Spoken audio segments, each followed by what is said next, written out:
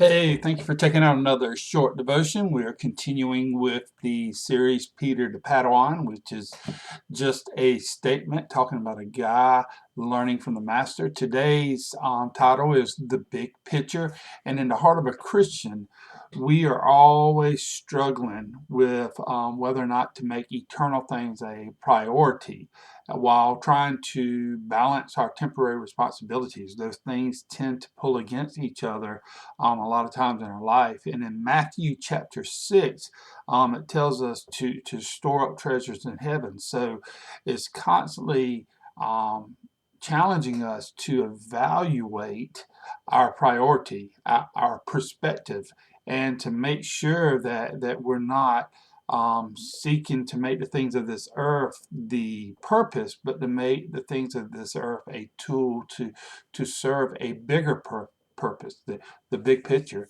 And later on in Matthew chapter 6, verse 33, it gets even more specific. It says, "Seek ye first the kingdom of God." Two words to look at right there is the first one is seek. Seek. That there's some aggression in there, there's some effort in there, there's some determination in there. It's not casual, it's active, it's intentional.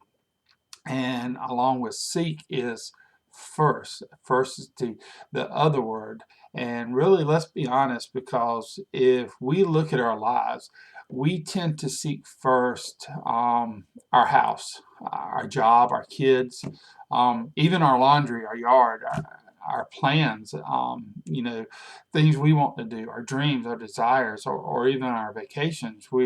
We tend to constantly seek those things first, and then once those things are settled, then we'll take the extra time we have and maybe serve ministry or God or His kingdom.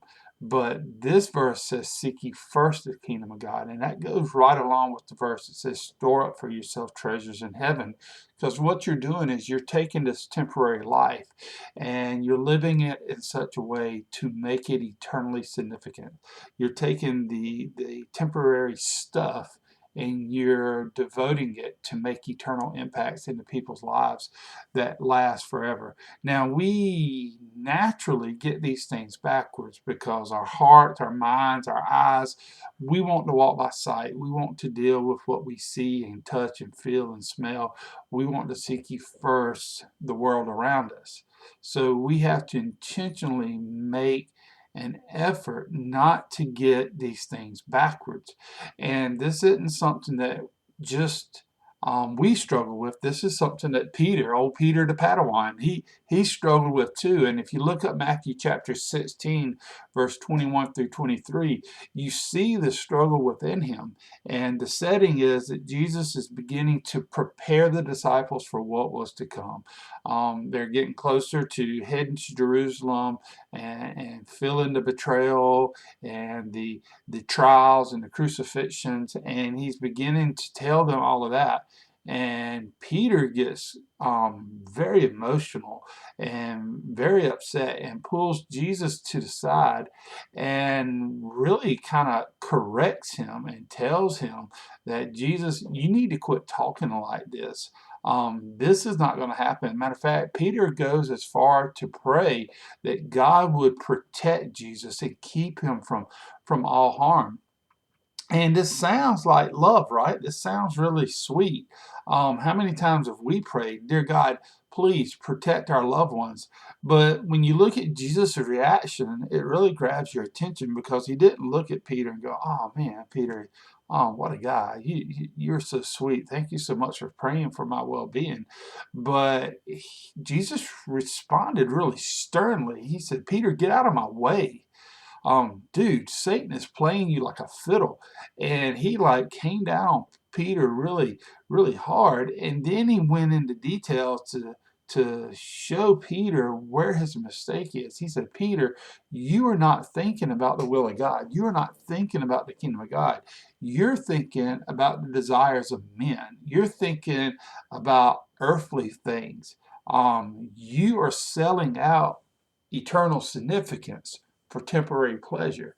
And it's the very thing that Jesus taught against in Matthew 6. And you kind of see that the whole thing with Matthew 6 was to prepare everybody for this Matthew 16 moment. And you got Matthew 6 and Matthew 16 that's preparing us for our moments. We want to spend this life being comfortable, having fun, and enjoying the people around us.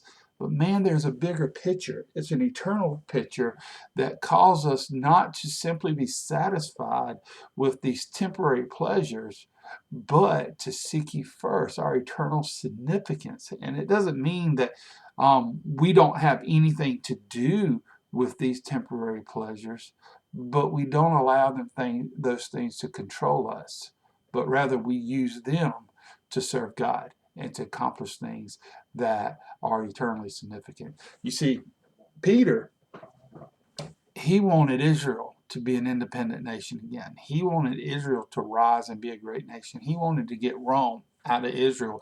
He wanted Jesus on the throne. He wanted Jesus to rule here on earth. And those are noble desires. But when your temporary desires causes you to lose sight of your eternal significance, they become idols. No matter how noble they may be, if you allow them to compete with your commitment and your loyalty to God, then you took something that was good and you made it evil by turning it into an idol. And as Christians, we need to be aware of the difference between being in the world and being of the world. We're in the world, but we're here for the sake of the kingdom we belong to. And we must never allow our actions or our words to suggest that there's anything here on earth that is as urgent or important as our devotion and faithfulness to the gospel and the kingdom of God. People must see that. And even though we set an example of what it looks like to be good and honest and kind and responsible and hardworking in temporary obligations, those aren't the goal. Those are tools for a bigger goal, a bigger picture, because the big picture is not our temporary accomplishments, but our eternal significance. Thank you for tuning in. You got something on your heart you want to pray about, talk about, feel free to reach out to us here at First Baptist on the Path. We'd love to hear from you. Have a great day.